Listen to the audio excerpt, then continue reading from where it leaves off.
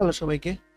তো আমাদের ওয়েবসাইটটা ব্যবহার করে আপনার অর্ডার পৌঁছে দেওয়ার পর যে অর্ডারগুলো যে ফেরত আসলো, তখনই যে ফেরত আসলো, তো এটা কিভাবে দেখবেন?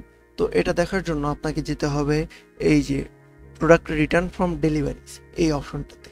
তো এখানে গেলে আপনি দেখতে পাবেন যে আজকে যে যত অর্ডার রয়েছে, টোটাল অর্ডারের সামারি এবং এটার যে স্ট্যাটাসগুলো সেটা দেখতে পাবেন।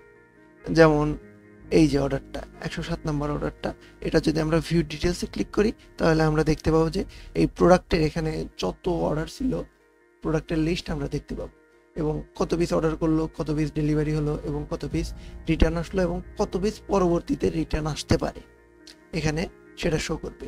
এবং প্রতি প্রোডাক্টের প্রাইস কত পড়েছে এটা আমরা এখানে দেখতে পাবো।